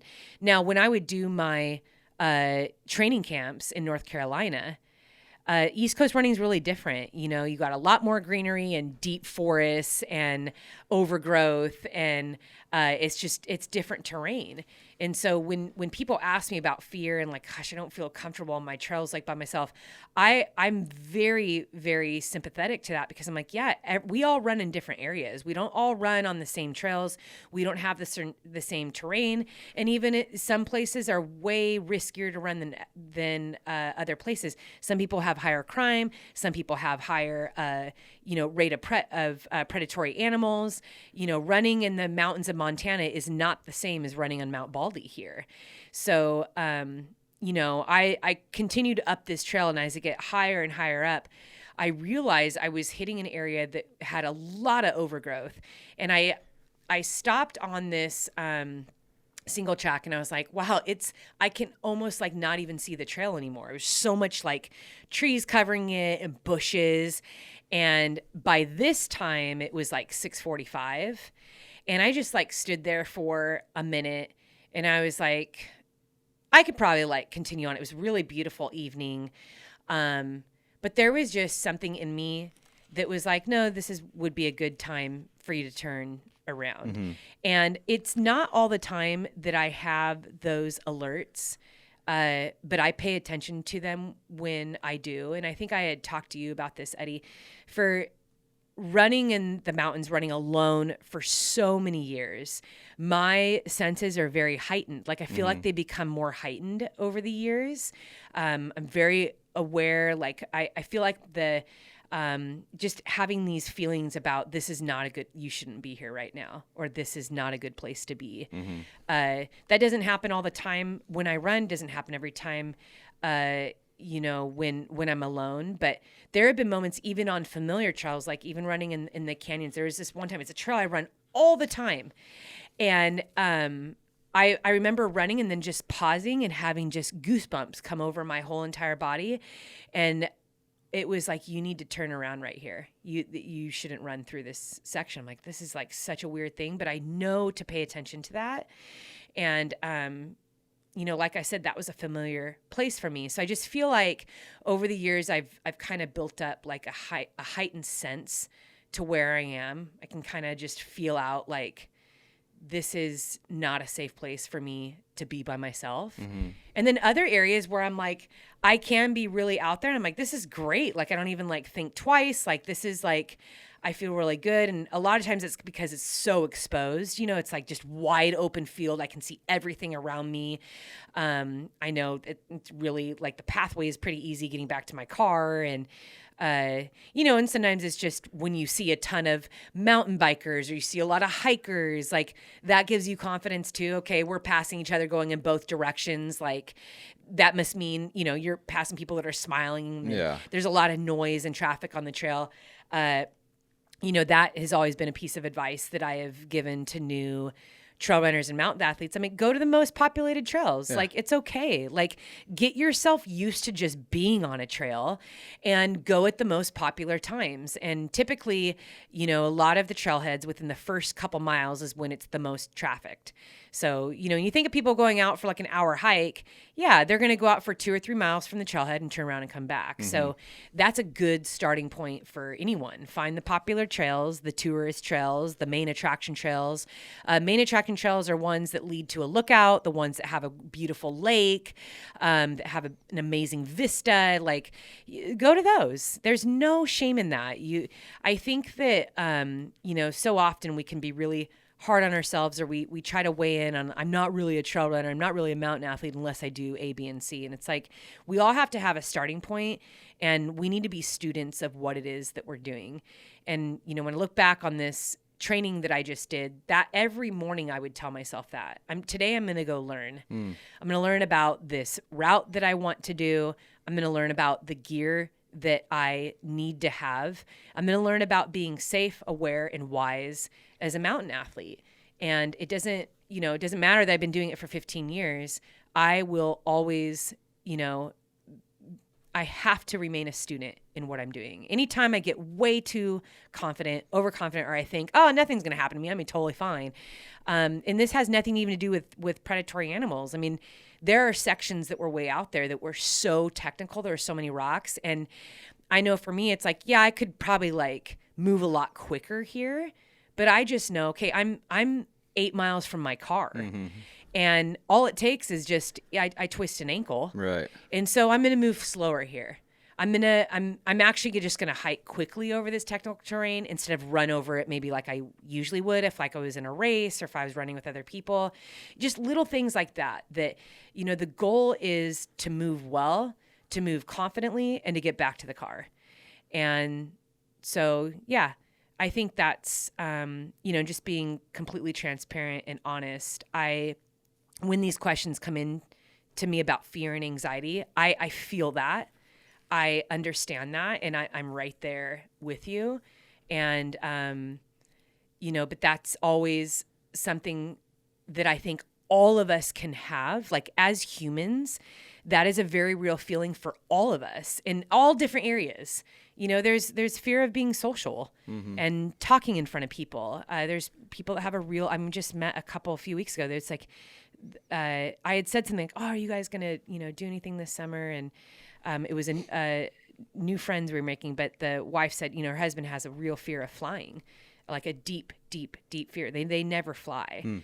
And, and I've been with people on trails who've started crying when we get to a ridge because they're so afraid of heights, and just being aware of the fact, like, we all have a fear, and it's something we have to face.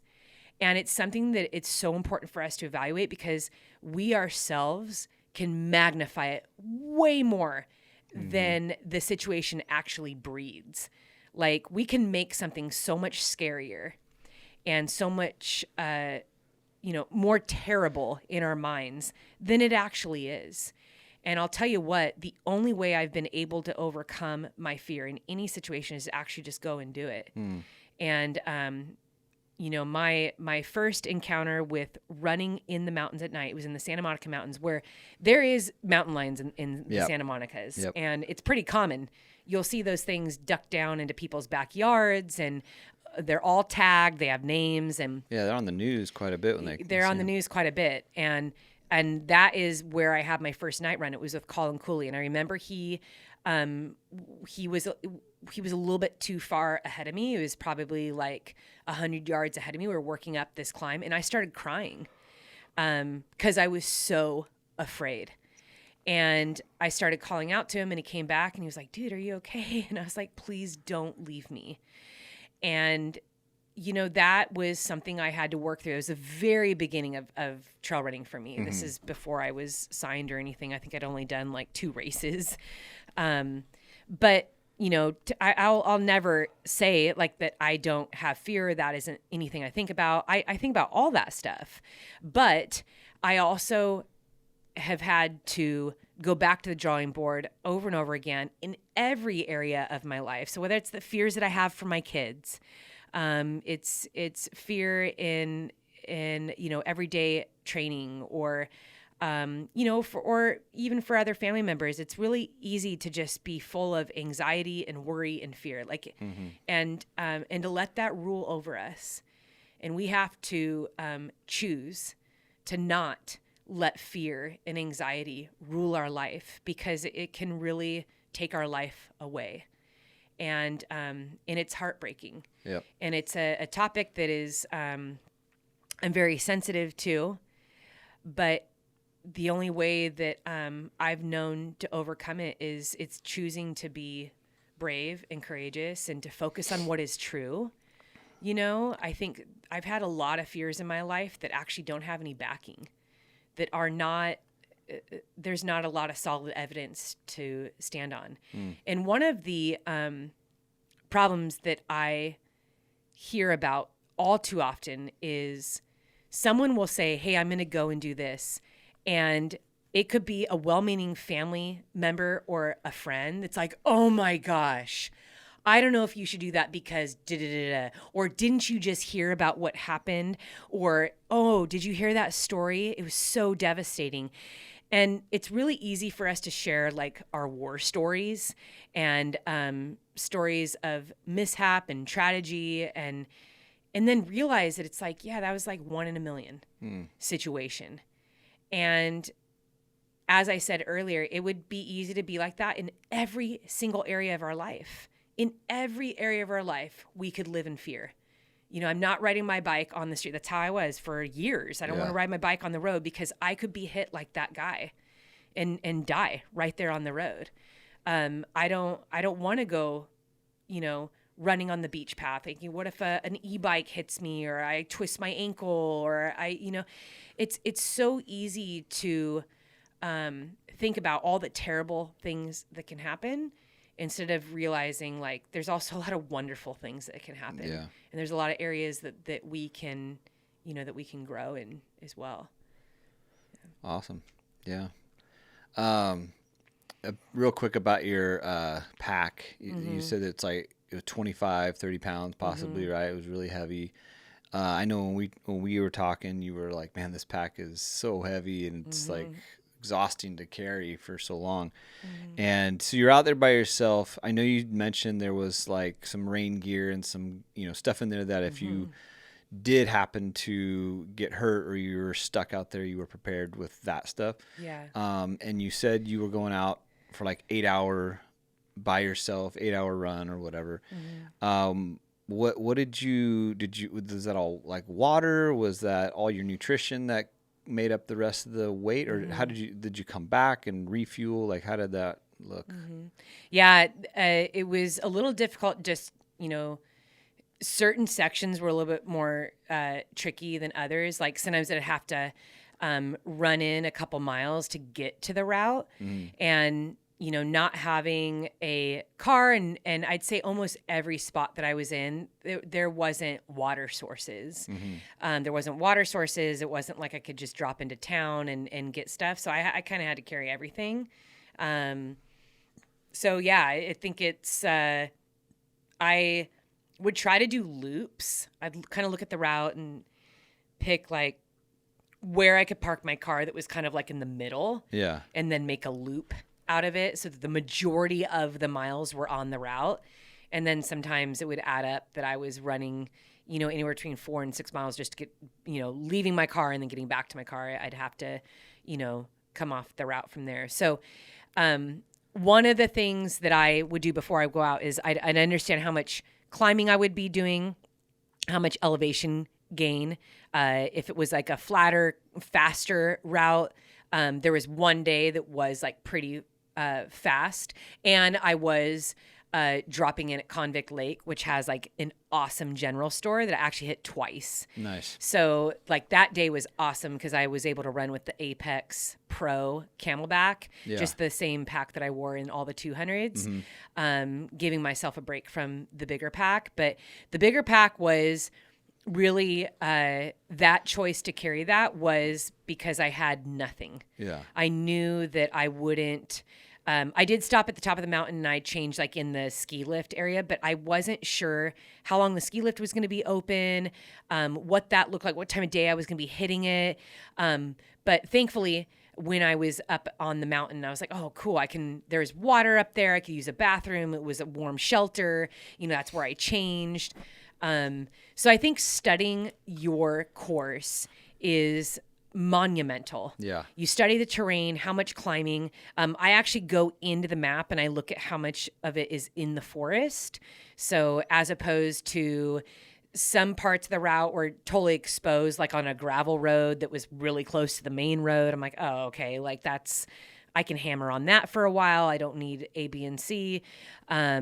So, I'd say every night that I got home, I think one of the times that you and I FaceTimed, I would get home. I was so exhausted, but I'd spend like an hour studying the map and the routes for the next day.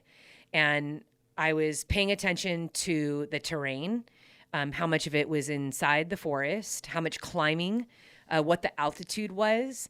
And then I would go into the weather app and study the weather for like the next 24 hours. The thing with the first day is that weather was not on there. So, you have to remember that too. Like there is unexpected weather that rolls in. And when I had first arrived into the Mammoth Lakes area, I went on a run and all that it was just like really gnarly wind. And I was like looking up at the sky and I was like, man, it was like super sunny and beautiful earlier today. And I kind of thought it was just something that would pass. But when I got up in the morning, I looked across the valley. It's like one side of the valley was beautiful, sunny and blue. And then I looked back a little bit more in the direction of Yosemite. And I was like, man, those are like gnarly clouds over there. So that's when I knew I need to carry like the big pack today and just expect to be completely self-sufficient. So I carried 4 liters of fluid alone. So 4 liters of fluid. I had a huge 3-liter bladder and I filled that with water and electrolytes. So I actually didn't carry any pure water with me, but I do have like a water purifier straw. Yeah. And then I had a couple flasks of G1M. It's BPN's electrolyte carb drink. And then I had about 1,000 or probably like 1,400 calories of just actual food, gels and bars. I usually carry. It's really funny. I sometimes think like how junky the endurance diet can be sometimes. But when I'm at altitude, I do like to have like candy. Yeah. Because there's just something about like a sugar. And I usually bring like gummies, like gummy worms, gummy bears, sour candy or something. It tends to help when I'm up at altitude. I don't like to take a lot of it, but yeah, I'll sometimes throw in like some gummy bears when I'm up at altitude, just kind of like that sugar kick. Sometimes it's easier to get down. It's high in calories too. I mean, you can eat like seven little gummy worms and it's like 150 calories and like 40 carbs or something like that. Or maybe not 40 carbs, like 20 carbs, but you know, sometimes that just is a little bit better than like a gel. Yeah. If you're kind of sick of gels and you kind of want to chew on something. So there's that. And then, I run hot, but I'm cold easy. And that's always been a really big challenge for me. And so what I do is I pack in a dry bag, like a sports bra, a base layer, and then like a long sleeve, a beanie, an extra pair of gloves. Really keeping, you know, you want your heart, head, and hands warm. Mm-hmm. You want to make sure that those are warm. And, you know, the issue that I had was I climbed 4,000 feet in the first 7 miles, I think. And I had 3 layers on. And so my base layer was soaked. And this was right before that cold front came rushing in when the winds picked up. Yeah. I just knew, even though it was nice, I looked at the time of day and I looked in the distance. I could see these clouds and I was like, I need to change right now. Because what happens is if your base layer is soaked, and let's say you kind of get into a compromised situation and it gets colder and colder and colder, that is not good to have your trunk wet. Yeah. You start shivering, your core temperature drops. And so I knew that even though it still felt nice out, that I needed to change. So thankfully, and I would have changed just behind a tree. I didn't need that ski lift to be open, but I knew I needed to take care of that base layer. Well, I took off my base layer. My base layer was completely soaked, and it was cold up there. I mean, it was like, you know, it was a little windy at that time, and my long sleeve was soaked, and I was like, oh my gosh. So I was really grateful I had that whole change of clothes. So I changed, dried off, and then it was good because then I think it was roughly 60 minutes later is when the weather changed and that wind picked up and I was warm and I was able to move well because I had eaten. I had, you know, totally refueled, hydrated. And I think that is so important for long days in the mountains, even when you're not hungry. I have an alarm set on my watch every 30 minutes. It goes off. It's just, you need to eat something because it's easy to forget, especially for me. I'm out there navigating. I'm paying a lot of attention to the map and like where I'm going. I'm not thinking about how hungry I am. Mm-hmm. And so when that alarm goes off, it's like, oh yeah, like even if I'm not hungry, you have to eat something because what you don't want to do is suddenly be a little bit lightheaded and like, oh gosh, I have low energy, or I don't feel good, or I'm tired.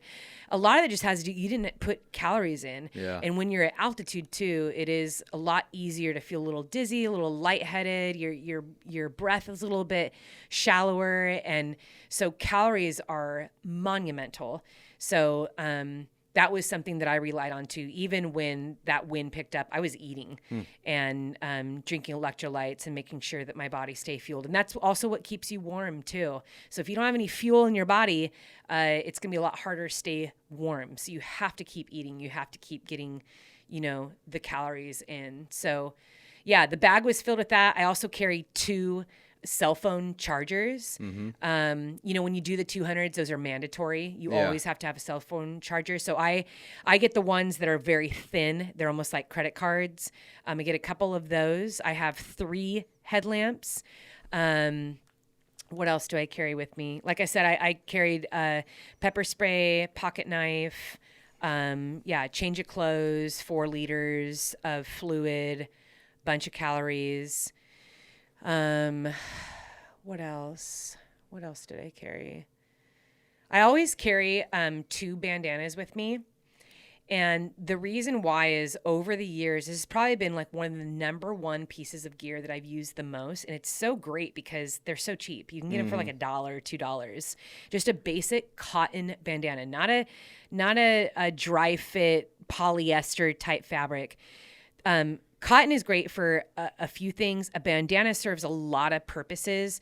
I also carry a buff, like I wear a buff around my neck, and especially when it's really cold and the wind is going, I pull it up over my nose and my mouth, and it creates a little bit of humidity for me. So I actually breathe better. Like it creates warmth too, because I'm just breathing like kind of inside that little shell. Yeah.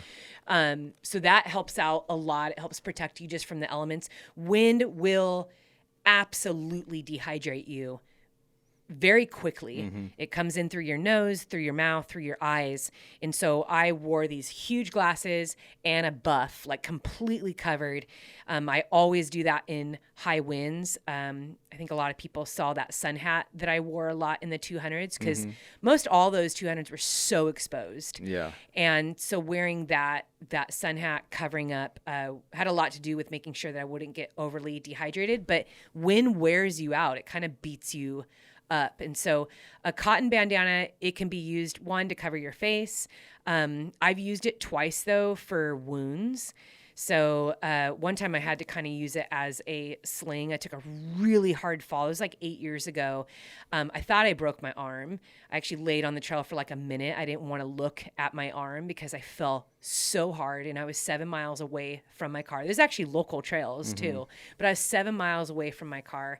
I have like a chip bone in the top of my hand, but thankfully it was just all scraped up and ripped up on my arm. There's no broken bone, but I used the whole bandana to wrap my arm, and I believe I tied it like maybe around. I just kind of like ran with it wrapped around my arm, but I've used it for so many different things. And I like to run with 2 of them. So one of them I'll use is just, it's totally clean. It's kind of like a sanitary one. I keep it inside a bag. And then the other one, like I'll have like, I can wipe my face off with it. If I'm changing, I can use it to dry myself, but it's great because it's cotton and it's soft. And so that's a really important piece of gear that I have. And of course, like the phone is non-negotiable because my map's on there. Yeah. And I used it twice to call you when I was like, hey, I'm not in a great spot. Like, I'm just going to talk to you. And I think too, that's just a safety thing for me. Like we use Life 360 on the phone. We've talked about me getting a spot. That's the device that everyone uses in the 200s too. I know Destination Trails, everyone gets a spot when they run those races, but voices are it's a good deterrent, if you're out on the trails, you don't feel comfortable. So what I would do is, I'd call Eddie, I'd put him on speaker and I'd stick him right in my pack, like in the pocket. And so his voice is emanating out of my pack, and then it's my voice too. And just that gave me so much more peace. And then he can see on Life 360 on that app exactly where I am. So that if something did happen, he would be able to call and locate me and get local help right away. So I think that, it's important that when you head out on the trails, you let people know where you're going. Have some type of locator on your phone. I mean, you can share my location just through text if you have an iPhone. It could be a friend, a family member, a coach. Say, hey, I'm heading out for a few hours in the mountains or on the trails, and I just want you to know where I am. A lot of times I'll take a picture. I send selfies almost every single time that I run alone so that Eddie can see what I'm wearing. I'll say hi, but really it's so that he sees what I'm wearing and he can tell anybody, yeah, she's in a yellow hat. She's got a big blue camelback on and she's wearing black tights. Like those things are, just so important. So, choosing that big pack was, because I did not want to rely on anyone or anything. I had to go in with the mindset that this is everything that you need, and you're going to be sufficient, whether weather changes or you have to sleep overnight. You're going to be warm, you're going to be fueled, and you're going to have a charged cell phone and several lamps. Oh, the other thing I take is I always take a body alarm with me. And these are cheap. If you're one that likes to shop on Amazon, you can get like 4 for $10 on Amazon. I think it's a key piece to have. I've given them to the kids over the years too. I used to tell Mackenzie, if you're walking to the parking lot by yourself at night, you don't feel safe, just pull that thing. It's an alarm. It emits a super high pitched noise. It brings attention to you. It scares people and animals away. It's just a really basic, very lightweight device to have. So, that was in the pack for the first few days. And after a couple days, because I'm running, I'm not fast packing. Yeah. The climbs I would do, I would kind of go back and forth with hiking, power hiking and running. But for the most part, I was trying to move quickly. But I was like, thank goodness for strength training, because my shoulders, neck, and back were a little tired after a couple days, running with that. Yeah. Wow. Well, dude, that's some good tips, Sal, for those of us that are looking to, get into the trails or, on the trails or nervous about getting out of there. But yeah, that was all wisdom and tips. Much appreciated. Yeah. Yeah, it's fun to share this journey. We will be, rolling out more information again. The attempt is going to be within the next 3 weeks. And so we are doing a film on it. A few people have asked that. We're going to do a film on it. So you'll see there's a big backstory to it. These trails are personal to me. I just have so many incredible memories and so many sections of this course. And, Mackenzie went up to Mammoth Lakes for years with her running club. And, I know like 1 or 2 years I went up, and then there was 1 year that you went up. And so I have memories of just being out there with Mackenzie, and a few times throughout this training camp, I sent her some pics. Remember this spot? Remember this spot? Remember this spot? And so just really sweet. And then, as a family, we've gone up there and we've had some incredible hikes, whether it's Devil's Post Pile or Rainbow Falls and June Lake. And just like so many sweet memories. And so to be able to put this route together, it just brings a lot of joy to my heart. I mean, this is where cool. I've grown a lot as just a mountain athlete and have learned a lot about just being in the mountains. It's rugged though. This course is rugged and sometimes, there's a few times it just kind of, it hit me. It's like, you got to respect where you are and just, be prepared as best you can. But, for our listeners, I do want to encourage you, not just in the mountains, but just in those things that you're trying to work through that does bring fear. Yesterday when I was driving home from Mammoth, it's a 6-hour drive from Huntington Beach to Mammoth, depending on the time of day. Sometimes it can be 5.5, sometimes it can be 7. But I stopped there was this really long stretch. It was like 2.5 hours. There was like nothing around as I was driving, and I had to like go to the bathroom. I needed some caffeine. I was so tired after some hard training. It was like kind of a hard drive for my body. And of course, what is always around, Starbucks. I was like, so I stop into a Starbucks, and I just, made conversation with this sweet girl that was at the cash register. And she was very pregnant, and we were kind of joking about how already the pumpkin spice latte's out. Yeah. And I was like, are you ready for all the holiday drinks already? I can't believe this pumpkin spice latte's already out, which I love.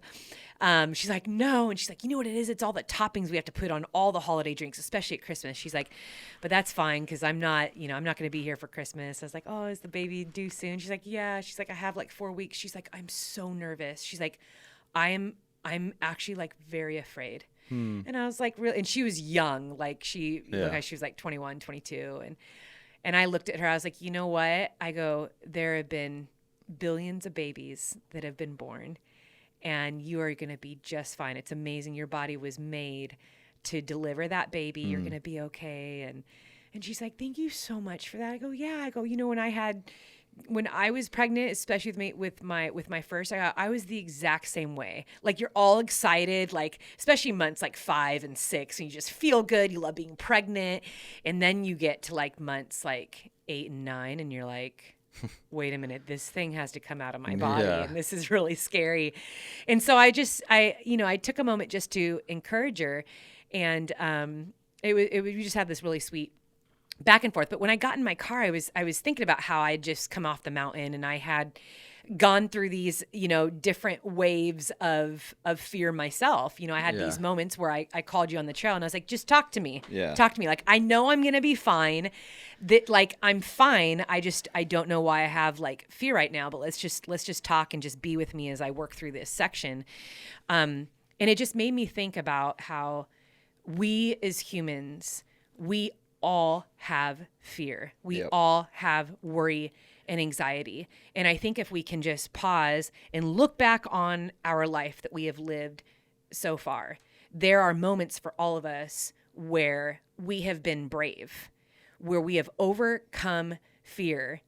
And maybe even now you can look back and laugh. Can you be like, oh my gosh, I can't believe like I was actually worried about that. Or I can't believe that I was afraid of that. Or it's the scenario that we think of in our head. It's like worst case scenario.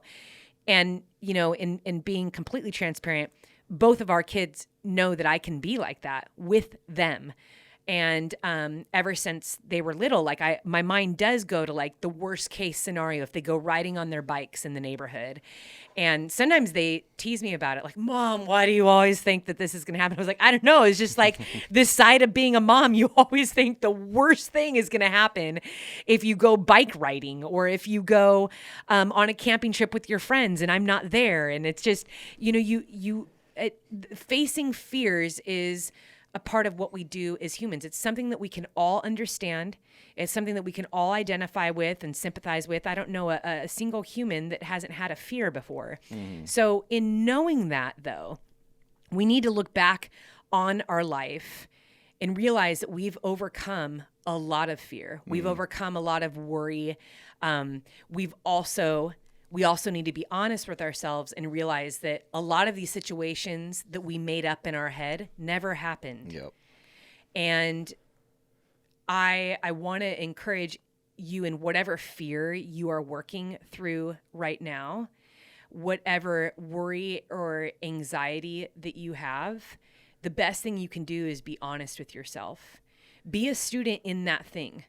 Go in and research, learn about it, talk to people, find a mentor, but you are not meant to live in a state of fear and anxiety.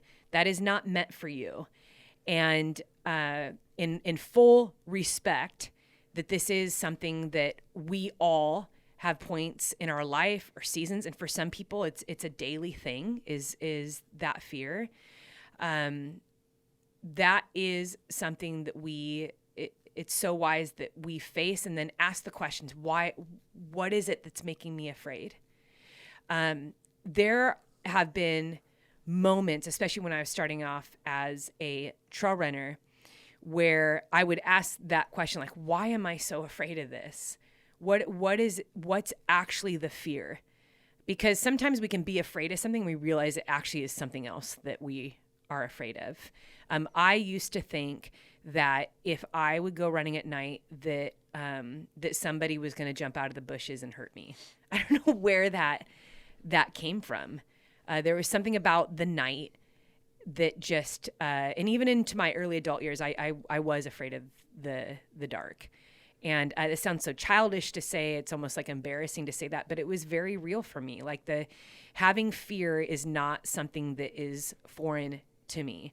But now I look back on my life and I look at these things that I have been able to do and I've been able to overcome, and I realize it's making the choice to be brave, making the choice to be courageous and knowing that I actually don't know what the outcome is going to be unless I try. And in order to try, I need a little bit of confidence. And that confidence is found when I become a student and I do diligence and I study and I gain knowledge and I do my research and I make sure that I am prepared as best that I can. And then I just go and do the thing. So it's not easy. I mean, it's taken me years, and it's something that I will continually have to work through. But I just want to encourage that in you. Be okay with talking to yourself, being honest with yourself about the fears and anxieties that you have, or the things that are keeping you from doing the things that you would love, that are keeping you from pursuing those goals or those dreams or that relationship or that job. Why is it that you have that fear or that anxiety? Eddie, I think about is our kids have grown and they've had their seasons of, I don't want to do that, or I'm afraid, or I'm anxious, or what if this happens, or they freak out over something. And a lot of it is attached to what other people think of them. Mm-hmm. I don't want them to make fun of me. I don't want them to laugh at me. What if I fail? And the truth is that adults, as we become adults, we still struggle with that. You know, it could be something in, just right there in our office where we work. We don't do stuff. We don't say stuff. We don't try things because we don't want to be made fun of. We don't want to be excluded. We don't want to look dumb. Like, what if we fail? And that's very real. But I would have to go as far as to say, if you were on your deathbed right now and you had to look back on all these decisions that you made based on, not doing because you had fear, and this is your last day on earth, would you wish that you at least tried? And that's kind of where the crossroad is made. Is I'm gonna try and see and step out in the most prepared, equipped way that I can be, or I'm just not gonna go at all because I'm too afraid of the outcome. And facing our fears and facing the reality of how we think and how we size things up is a very healthy thing for us to do. And, I'll be the first to say that I am not perfect in that area. I have to face those things all the time. I mean, just even dropping off Mackenzie, a little piece of the week that I spent with her was like, let's get the lay of the land here. I need to check out Flagstaff and make sure this is a safe place for my daughter, and even wanting to say like, maybe you shouldn't go down this street at night and maybe you shouldn't do this. And it's just, as a mom wanting to make sure that my baby girl is going to be safe, but then realizing like, I can't do that. I can't do that in every area of her life. And like, as she becomes older, the goal is to make sure that she has the confidence and the knowledge and the logic to live a life that's brave, courageous, wise. She's got to make all those decisions for herself. She has to assess for herself. She has to learn for herself. And the only way she's going to do that is by stepping out and learning and experiencing that, but also paying attention to, mentors around her and being connected with people. I mean, I have learned so much about how to be a better mountain athlete by listening to podcasts and reading books and blogs and talking to experienced athletes that are in the mountains all the time. I learn so much from that. So anytime that I think that I'm just this expert on courage and bravery and overcoming fear, I'm not. It's something I will always have to face. And, thinking back on this training week, this block that I did in the Eastern Sierra, I had to face fear every single day, and I had those moments. So, again, I think that for a lot of our listeners who are nodding their heads saying, yes, there are some fears and anxieties and things that I worry about too. I just want to lovingly encourage you. One, you're not alone in that. Like, you're going to be okay. You are okay. And there is a way through, and there is a way to overcome. And you actually are more capable, and you are braver and stronger than you probably think you are in that situation. And it's also important that you evaluate the situation for what it is and not what you've created in your head. And that's coming from someone who has a giant imagination and loves to create a lot of scenarios in her head. Yep. Yeah, Eddie's like, yep, yes, you do. Yep. So despite all that, I always like to say, if I can do it, you can do it too. But we are overcomers, and we're meant to live courageously. Courage is not. That isn't stepping forth knowing that everything's going to play out right. It's stepping out knowing like, hey, things could go wrong, but I'm going to go anyway. Yeah. And that is the way you're supposed to live your life. Nobody's life is smooth and without folly and challenge and heartache and setbacks and tragedy. That is the way of every human when you're living a full life. And it's important that you live out your life and all that it's meant to be. And if anything is dictated by fear and anxiety, know that that is not the way. That is not meant for you. You are meant to be strong and courageous. And that really is the good word for this podcast today. I encourage you in that. Be strong and courageous in all you do. Yeah. All right, Sal. Well, you know what? Why don't you speak to the guy that is mowing the lawn, maybe the girl that's still on the bike, the people still on their long run. Let's bring them home. Let's bring them home. Let's bring them home. Also to the person that's maybe just halfway into their 50K race or half marathon. You know what? Eddie and I feel like at some point we need just to have a festival or some type of event. There we go. That'd be fun.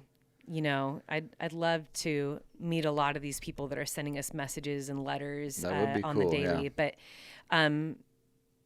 we appreciate you listening to our podcast. It means a lot to us. Yes. And thank you. Especially I need to give just a special shout to everyone that's written these handwritten letters. Handwritten letters, like my favorite.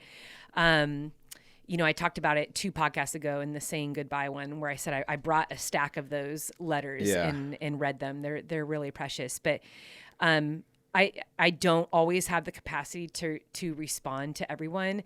But I want you to know that if you have written me a letter, if you've sent Eddie and I a gift, it has blessed us so much, and it means a lot to us. And we care a lot about you and your life and what it is that you're going through and the joy and the struggle, all of it. So thank you. And to everyone that is running, lifting, driving, hanging out with the family, hanging out with us on YouTube, we love you. We are grateful for you. And we want to encourage you to keep choosing strong in all you do.